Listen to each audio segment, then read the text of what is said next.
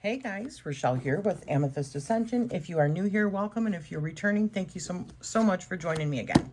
So this has been the hardest review to do because I have had so many interruptions. I tried doing this yesterday and the noise was ridiculous because my husband was home, and today it's been one thing after another. So I record and then I get interrupted, and yeah, so we're going to try this again. I think this is like my third or fourth attempt at trying to review this book. So I've pulled my deck out in order to show some of the concepts of this particular book. So this book was sent to me by Llewellyn for my honest review, and it is called Secrets of Your Rising Sign by Andrea Taylor. So right out of the gate, let me just say I loved this book. I loved everything about it.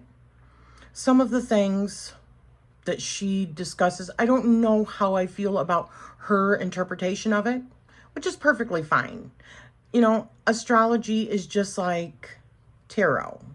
Everybody has their own perceptions of things. However, getting to the actual meat of what a rising sign is, how somebody's rising sign looks, because she goes through every single one of the 12 signs, and if it is your rising sign, what that might look like, which is fabulous. She talks about how if you have the same rising sign as your sun sign, that was actually your sun sign in a past life, or rising sign in a past life, one of them, and you did not completely learn everything that you were supposed to learn, so you're doing it for a second time around. I could get on board with that also. That kind of makes sense to me. She also talks about, in this book, the North Node and the South Node, the placements in the houses, and then after that chapter she goes into, well, she also does like the different accesses, so she discusses these in here. But anyways, after that, then she goes into the actual nodes in the signs and what that looks like. And let me just say, as somebody that is a true sidereal astrologist, not a Western astrologist, this is Western. However, this will still work with whatever system that you are working with, minus the inclusion of Ophiuchus, okay? Because even in true sidereal, there's still 12 houses. Now, some systems will use 13 houses. True sidereal, what I practice, uses the 12 houses, okay? And I will say, because true sidereal, we use the actual size of the constellations, this part where it is the nodes and the signs, and if it's in this, it would be in this for your North Node and South Node. That's not the same for a true sidereal, somebody that's actually practicing what is truly in the sky, because the constellations are truly not 30 degrees in size on the ecliptic line. They're all different sizes. So when the sun was actually traveling with inside of those constellations, at least from our own vantage point on Earth, it's going to differ. It's not going to be 30 days in each one. So, and if you're getting a true sidereal chart done, it's going to look a little bit different. But with saying all that, you can still use this deck, or this book. I'm so deck oriented. You can still use this book to get 98% of your information. It's not going to have all of it because Ophiuchus is not in here. However, most of your modern astrology stuff doesn't have that either, because this concept, or this idea of actually using all 13 constellations, is newer, right? It's starting to take hold. So there's still not a lot of information out there on what it means, because it does change the chart. It's not quite so cut and dry cookie cutter anymore. It's not, everything is not equally divided. It's reflecting the true cosmos, our true solar, or our true zodiac, okay? So first of all, what she calls each one of the rising signs, or signs, I should say. So Aries is the motivator, Taurus is the stabilizer, Gemini is the communicator, Cancer is the caregiver, Leo is the commander, Virgo is the discerning critic, Libra is the peacemaker, and Scorpio is the researcher. Ophiuchus would come next after that. It's in between Sagittarius and Scorpio, just so you know. Sagittarius is the truth seeker, Capricorn is the structure builder, Aquarius is the curious genius, and Pisces is the old soul. So I am actually going to read one of these rising signs to you so that you can see how it is set up. And I'm going to read mine. So I am a Gemini rising sign. So essentially what that means, and this is why I had pulled out this deck, was to show you guys. This is my 13 sign astrology deck that I created. It's got like 82 cards in it, I believe. And I've also got cards on structure because my deck is designed to help people learn how to read not only their chart, but a chart in general. Okay, so it has structure cards in it as well. So when we're talking about the rising sign is over here, also known as the ascendant. So AS, ascendant. So then, and this is the far eastern. Then we've got the far western side of the chart, which is the descending. We also have our lowest part of the chart, which is the Imam Coeli, and the midheaven, which is the highest point. So most generally, this is what creates. This is the house structure.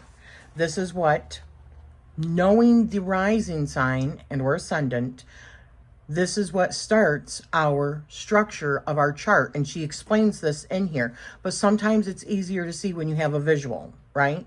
This is what a chart looks like if you were to get it. It starts here and works around the house 1, 2, 3, and all the way up through 12.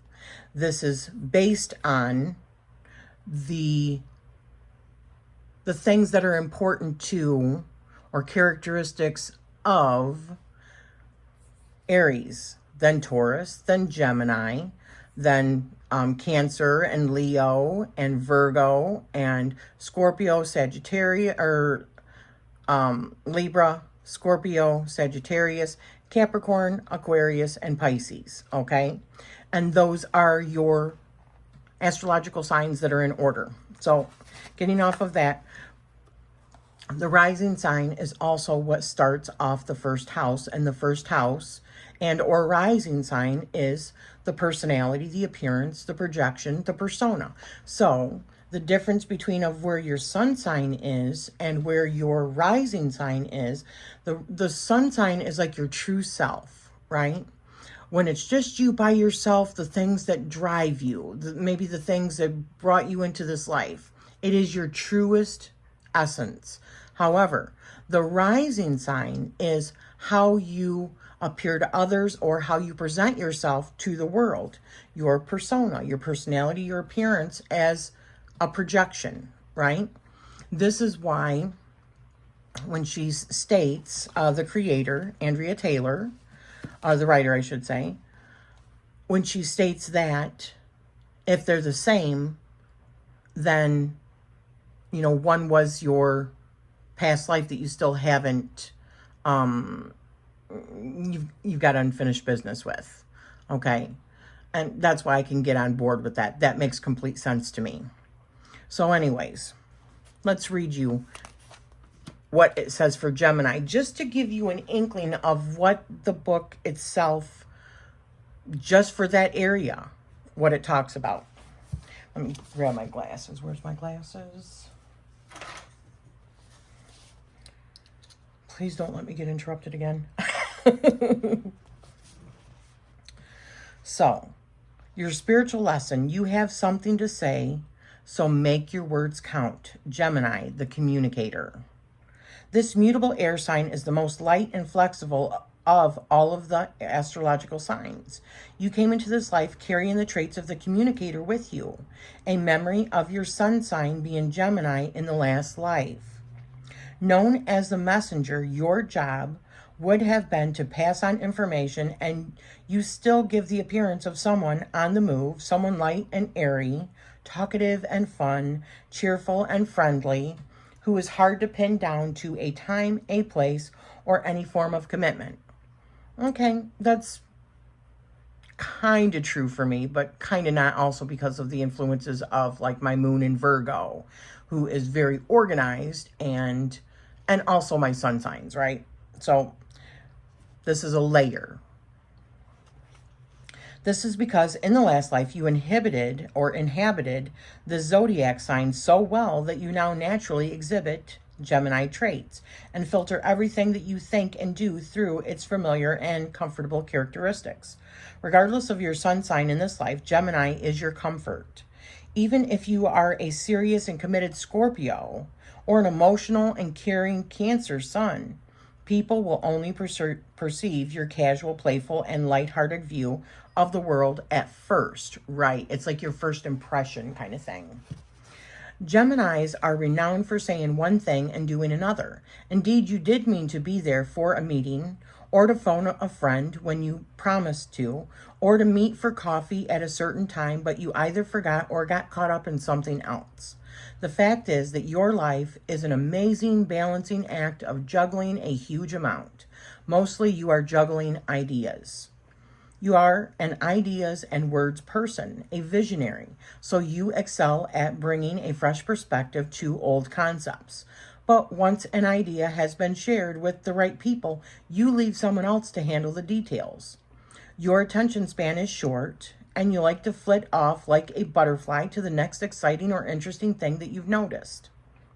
With so many interests and hobbies, you only have time to skim the surface before growing bored and moving on. Focus is only held when you are quickly sifting through pertinent facts. Deep investigation is of no interest to you. The thing is, as a communicator and messenger, your astrological job is to keep on the move mentally and physically. Prior to our modern technological world, information had to be physically carried by horse or foot, and word of mouth was incredibly important. Go back farther to ancient times, and oral knowledge was the only method of communication, with generation after generation telling stories and singing songs about their history. It was the sign of Gemini who had the important job of remembering and passing on these messages. So it is vital to understand that although people get frustrated with your inability to stick to a place and time, you have another task altogether. Astrologically, you are not meant to be staying around. People who don't understand this may become annoyed by your inability to stick to a plan or to see something through from beginning to end, but you won't be around to hear their annoyed words. You'll be long gone. That again, keep in mind, this is one aspect of anybody's chart. There's going to be other things in your chart that are going to dictate your personality, right? But this is a first impression, okay? This is not your true self. This is a first impression. Similarly, oh, wait a minute.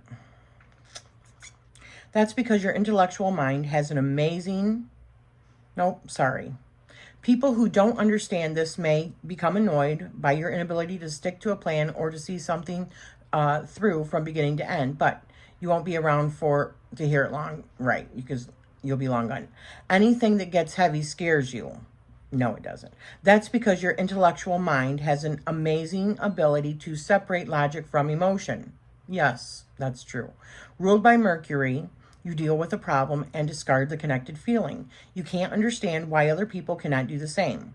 The way that you perceive it, others get too bogged down in a morass of sticky emotions. Similarly, it is usually someone's mind that attracts you to them. If you stay up into the small hours talking to this person, if you relate on an intellectual level, you will want it to continue and you might make a commitment, but it will be of a very loose sort.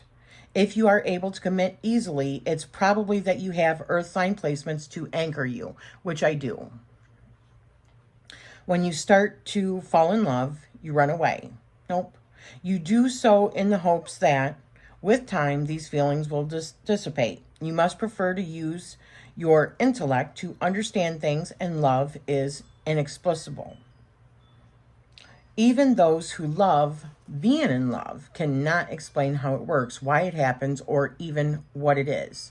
So something else that I want to mention here is there are going to be different levels to each one of these ideas. Also, as an astrologer myself, if you are a Gemini rising in this lifetime, that doesn't mean that you haven't been a Gemini several times around already. Because as somebody that does believe in reincarnation, I believe that it is all evolution. So the next time and the next time and the next time that you reach that particular house or you reach that particular sign, you could be a far more advanced Gemini than what you were, 50 lifetimes ago. You see what I'm saying? So there's evolutions to all this. So you, more than any of the other signs, will try to justify love intellectually. You'll analyze, ponder, and sift anything except feel. You consciously block emotions because they muddy the waters. You are afraid of promising anything or making any sort of commitment. What if you change your mind? Definitely not me. What if you wake up tomorrow and decide that you'd rather do something different? You simply prefer to keep your schedule free so that you can flit whenever you want. I will say, I do like to keep things open if I can, because life gets in the way sometimes. But once I've made a commitment, I've made a commitment. That is probably not a Gemini trait, okay? That is probably something else from part of my chart. None of these are as cut and dry as this is who you are because this is what your rising sign is. This book is wonderful because it can show you how you can be, but it doesn't show you who you are. You see what I'm saying? And that goes for any kind of book like this, anything like this. So you simply prefer to keep your schedule free so that you can flit wherever you want. The commitment of time and energy that relationships demand feels claustrophobic. But once you do settle down, you somehow manage to make these commitments light and airy. In your ideal partnership, you will have so much freedom that it will be hard for others to determine whether or not you're single. No. Married 34 years, or with my husband 34 years. I'm not every Gemini, though. Most Gemini risings are in relationships, but they prefer them without legal documents or written pledges. This is regardless of what your sun sign is in this life. Even a passionate, driven Scorpio sun changes after being filtered through an airy rising sign. Its deep, dark passions are like a rough sea that has become smooth, with frothy bubbles and light interplay between the waves. You have a witty way with words and try to lighten situations that get too serious. That is true. Many rising sign Geminis are in the media because that is the modern form of communication. Hence YouTube or TikTok or whatever, having a channel, right? How can you be a messenger unless you know your very latest news? Okay, hopefully he's done. So, you naturally gravitate to positions in which your clever, amusing way with words is appreciated. Think television, radio, theater, podcast, or social media. These areas abound with Geminis who keep abreast of each and every change, every nuance of cultural movement. Keenly receptive and intelligent, you have no trouble picking out the pertinent points of knowing which fad or phase or fashion will be the next big thing. You are adept at presenting, speaking, and making people laugh. You could act or sing professionally. You are incredibly versatile, but you prefer lighthearted conversations. Actually, I prefer super deep conversations that go very woo. But that's other aspects of my chart. Your symbol is the twins. People think that you are unreliable and changeable because of this symbol, but that's not the reason. You're changeable because you are a messenger of the zodiac. With that being said, you do have two sides to you. One sees in black, the other white. Geminis often make commitments that are opposites. One day you may pick a side only to reverse your stance the next day. No, definitely not me. People often wonder what you do believe because you express opposing opinions easily. That's because you always see both sides and have no particular interest in believing either. In the moment, you may believe something, but by tomorrow, you won't. Therefore, it is easy for people to think that you are a liar. In fact, you are not deliberately lying. You did believe that thing when you said it. The twins are also responsible for your mood swings. Yes, even you are prone to moods. Usually it's because your butterfly wings are being clipped by someone. Your tongue can be brutal if you feel thwarted or annoyed with someone. This is the bad twin. It appears now and then using cutting words and sarcasm to make a point. You are a wordsmith of the top order and can use this tendency to your advantage if you choose a suitable profession like professional critic or comedian. Never. Each rising sign has a spiritual purpose.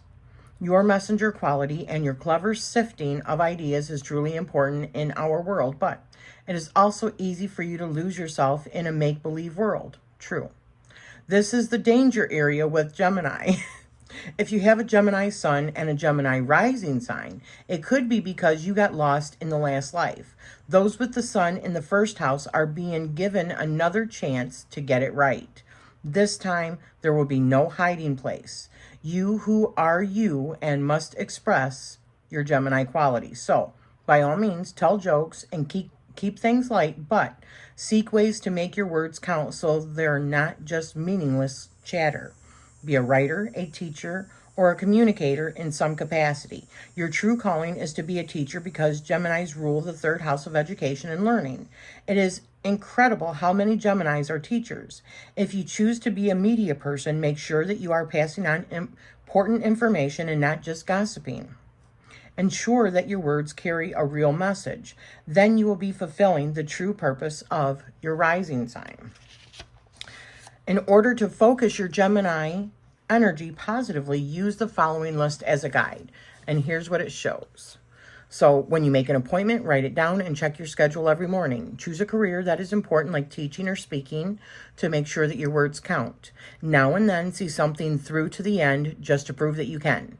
Avoid gossip. It may be amusing, but it can also be hurtful. And remember the phrase, what you give out, you get back. Think about what you say and why you are saying it. So, obviously, as I was reading that to you, there were things that I agreed with and things I didn't agree with. So, but the things that I didn't agree with are not that I think that she is wrong by any means. I think that it's because we have different aspects in our chart. But understanding this, so what your rising sign is, and then as you further explore the rest of your chart, you'll see where you're not quite to that degree, or it hasn't taken its hold in you quite that way because you've got this moon and this. Your sun is here, which totally, and my sun is in Sagittarius for higher learning and truth-seeking, but my sun is also a cusp. And I believe she says that in this book, there is no such thing as a cusp, that, your energy is wherever you were born, and that why knowing the exact time of your birth is important.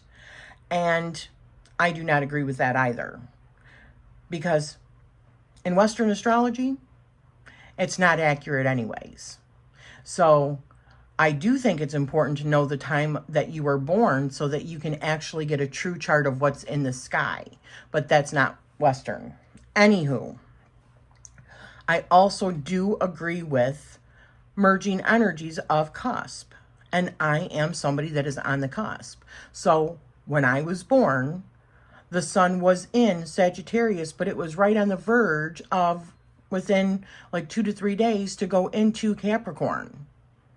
And so I very much feel both Sagittarius and Capricorn Sun, a merging of both of those. And they are two different energies, almost like they compete with each other.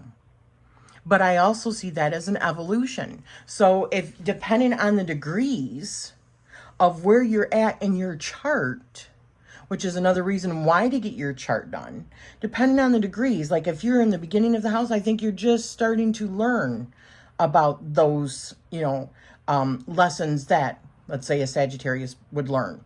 But I'm towards the end of it. So I'm coming into Capricorn. So I'm almost out of that one and into the next one, because I look at the chart as an evolution. And even Western astrology looks at the chart as an evolution.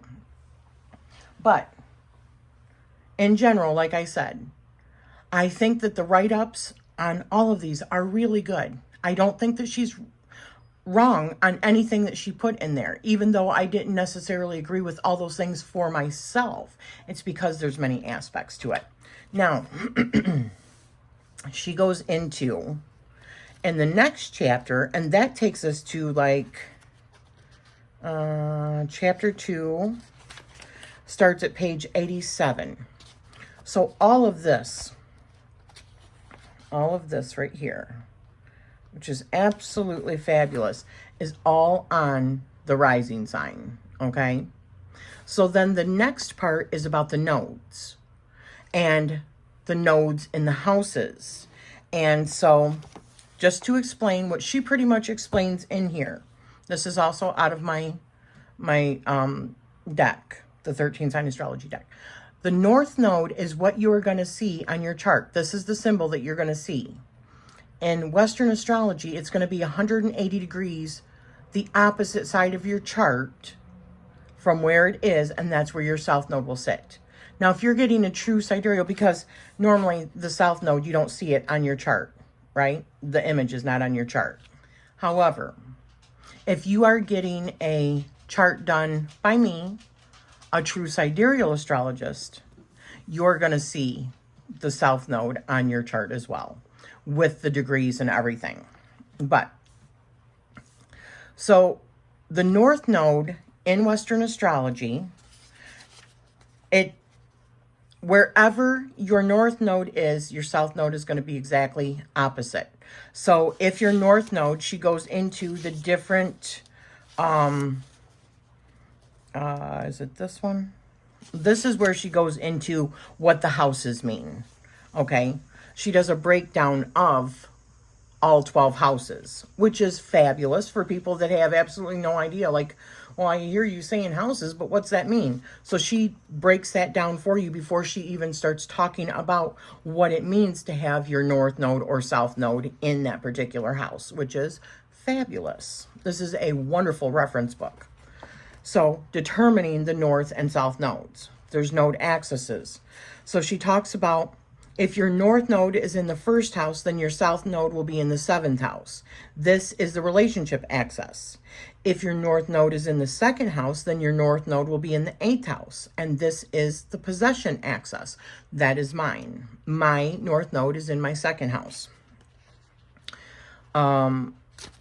If your north node is in the 3rd house, then your south node will be in the 9th house. I'm sorry, it's my south node is in the 2nd house and my north node is in my 8th house. I don't know if I said that backwards. This is the thinking axis. If your north node is in your 4th house, then your south node will be in the 10th house. And on and on and on. It goes down and talks about all those, okay? Through all 12 houses. So the different relationships or the different axes she talks about is the relationship axis,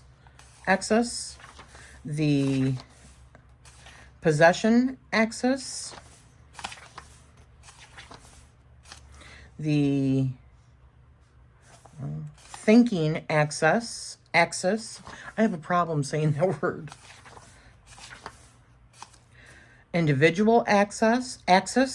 Oh my goodness gracious, forgive me, please. The friendship axis and the being axis. And you're going to see it's the same thing even in reverse. It's just the meanings of that axis might be in reverse. So what your lesson was and what you did in the past life are different. So anyways, explaining a little bit further, and she does explain it in here as well, but sometimes having a visual for people to see makes it a little bit easier. So North Node is pretty much the karma that we create in this lifetime. This is out of my 13 sign astrology deck. So it is what we are supposed to go towards in this lifetime, the things and lessons that we're supposed to go towards, right? And it is also what we create in this lifetime. They are points. North Node and South Node are like points that are calculated on our chart based on, I think it's like the shadow or something around the moon, but it's a calculation. It's not an actual physical place. I mean, it is, but it's a calculated point. The South Node has to do with past life. So what you were very proficient in, or what you what your focus, or what you were really good at, your career or your life mission in that life, your personality, that was your South Node. That's what you were really good at. So this shows your talents and ability that you were born with in this lifetime, because you pretty much perfected it in that past life. And so this time, sometimes it can become overly too much. And it is by going with your North Node that balances it out this time around, right? So, future learning for personal growth. So she goes through in this book and talks about every single one of those. And the one for myself, I thought was really, really good. And yes, pretty much explains what I believe for this lifetime. I mean, verbatim. So I found that all of her stuff, all of the information that she wrote for all of these was very much on target. Not everything do I agree with, but like I said, and maybe it was in one of my other videos, I'm not sure, because like I said, this is like my third time around because of being interrupted. But not everything in astrology do all astrologists agree on. I'm not even talking about the basics. I'm talking about their perception of this or that, right?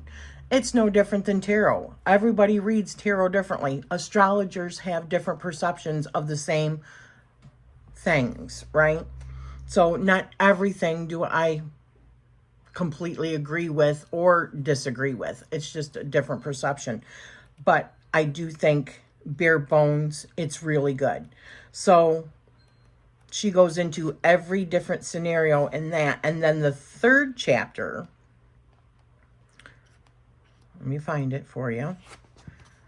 The nodes and the signs. So in the second chapter, she goes into the nodes and in the houses and what that means, what the axis is supposed to mean based on what the meanings of the houses are and what node is in it, whether it's the North Node that you should be going towards or the South Node that you had in a previous life. So this one is a little bit further explanation and details, getting into the little details based on what sign it is in, because the house and sign are two different things, right?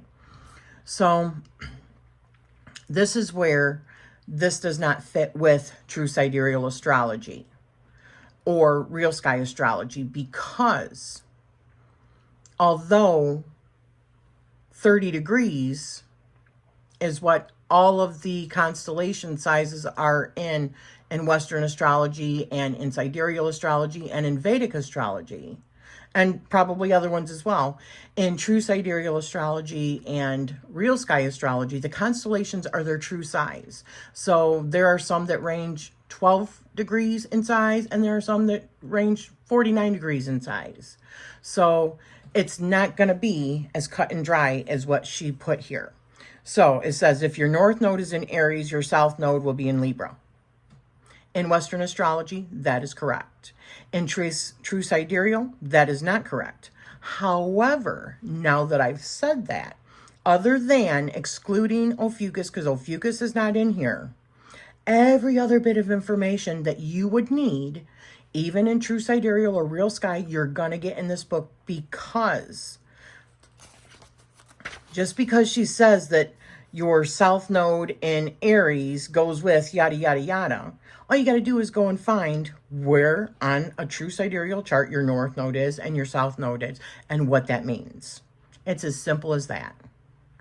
So this book is really good. Very, very detailed. Like I said, I don't disagree with anything that she's put in here. Or I do disagree with some of it, but it's not that she's wrong either. It's just a different perception, right?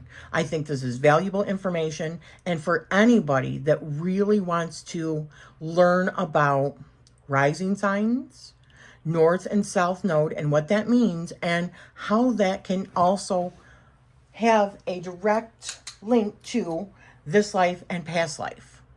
It's really friggin' cool. So I highly recommend this book, Secrets of Your Rising Sign by Andrea Taylor.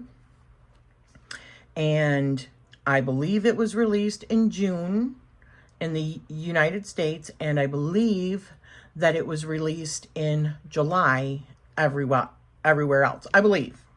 But either way, I'll put a link down below where you can grab yourself a copy of this book.